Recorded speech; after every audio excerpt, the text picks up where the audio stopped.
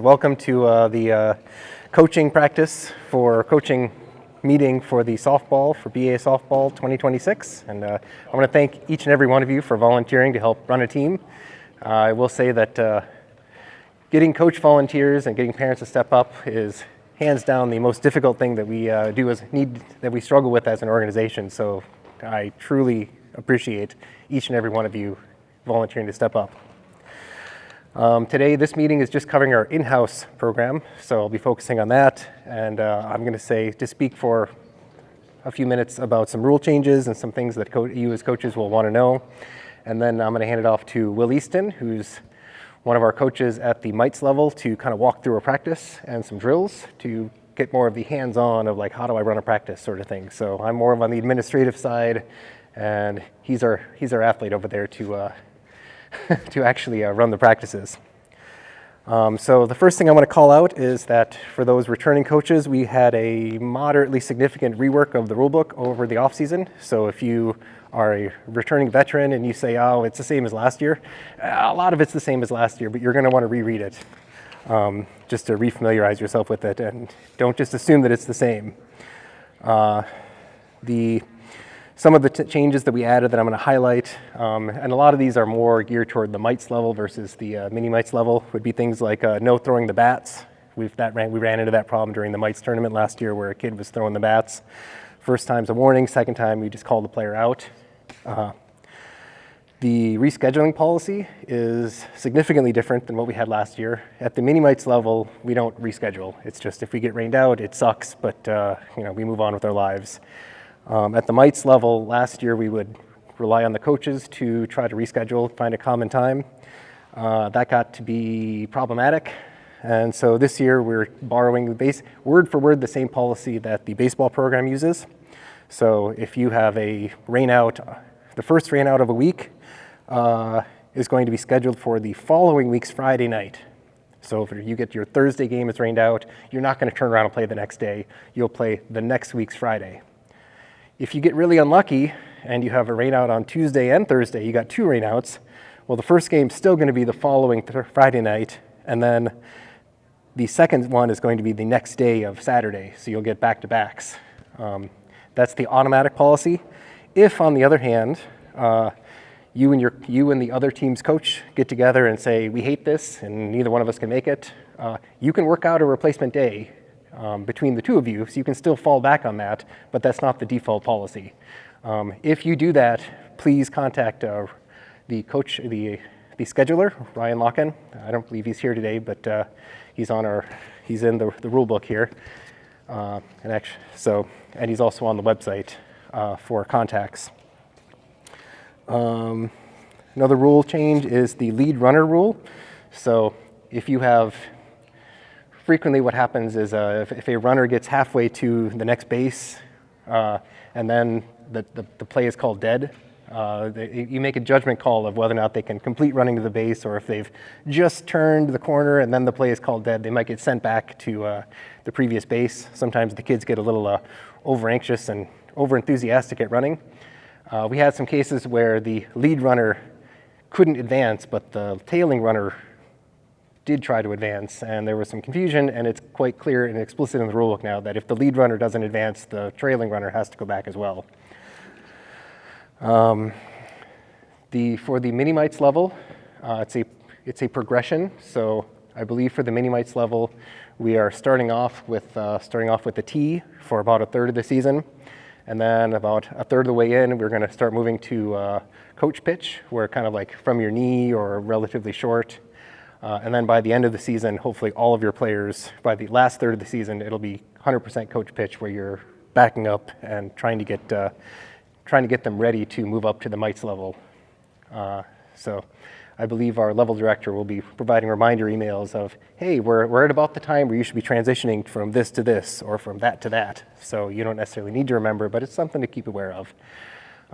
You don't necessarily need to follow our rules hard and fast. If you've got a player who looks like they can handle the next level up, by all means, pitch to them sooner rather than later. But the goal is a progression of development for hitting.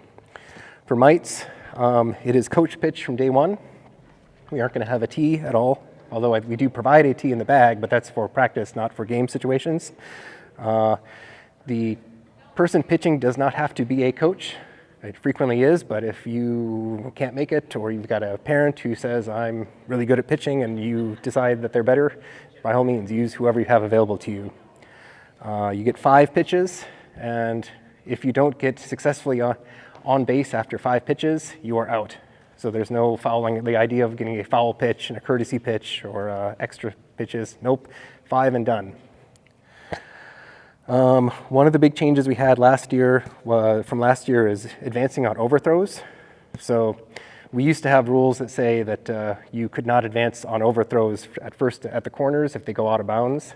But if you had an overthrow at second, it'd be just fine. Since this is a developmental league and we want to try to minimize the consequences of making a bad throw, because we want to encourage them to at least try. And even if they fail, trying is more important. The attempt is more important than the outcome at this level. So if you have an overthrow at second base, it's fine, but you cannot advance on that overthrow. So that would be an example where potentially if there's an overthrow and you haven't made it far enough down the base from first to second, you could get sent back to first base of, well, you're trying to advance on that overthrow, when in reality it's like, well, if you did make it far enough along towards second, you say, well, no, I'm just continuing what I already started.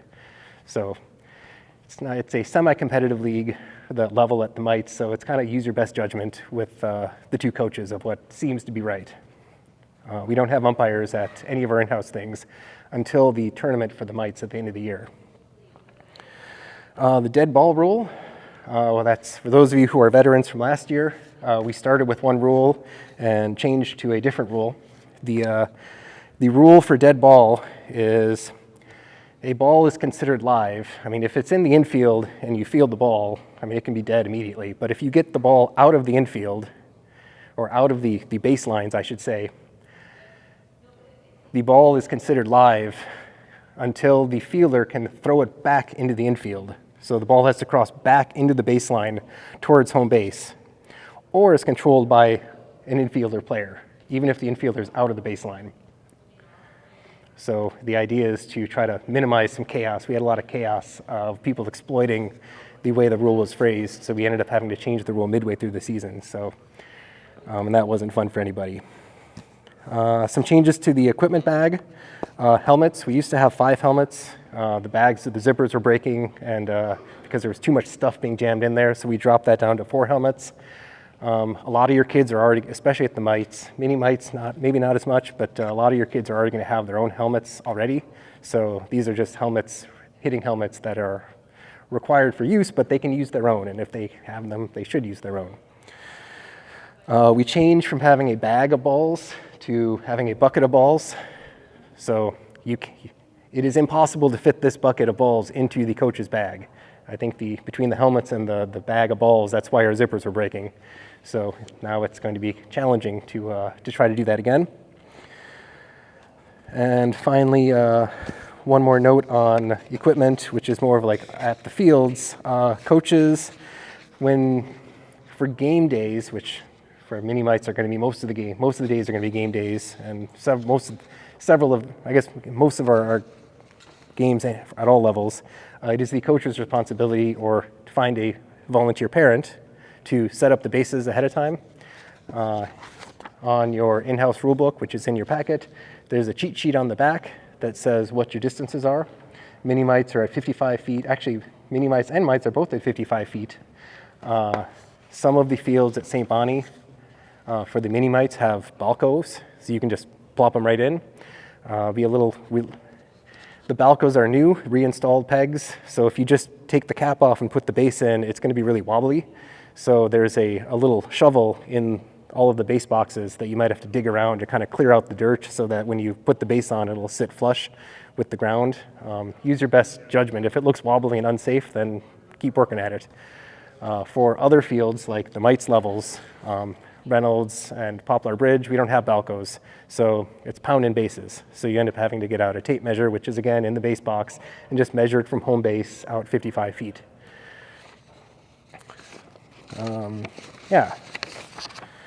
So one more note on field usages is for wet fields. as much as we will call off and cancel games if it's clearly raining, but we would rather not. In some cases, it'll be dry on the east side of town and wet on the west side of town, and we're not going to cancel the whole day. If you show up and it's the field's all wet and there's a huge pool, do not try to fix the field yourself. Don't bring a shovel and try to drain it. You'll probably be able to get your game in, but it'll be worse off in the long run. So just if you get there and the field's too wet, just call it and we'll try to reschedule appropriately. The level directors are going to be scheduling a meeting with all of you probably towards the latter half of the year just to have a chat to say like, hey, how are things going? What sort of feedback do you have for us? So look for that. As far as coaching, I think the most important thing is like leading with integrity, and we try to model the behavior that you want the kids to have. So language, using appropriate language, putting in good effort and respect. And really we're playing for fun, but you're trying to teach some skills along the way. So winning is important, but really more importantly is just the development, especially at this in-house, is way more important. One of the things that I heard during the NCAA tournament, women's tournament last month, I heard someone say that making a perfect play is much less important than learning how to work through adversity. And I think that's true. If we can teach our kids that, that's going to be applicable through life and beyond just regular sports.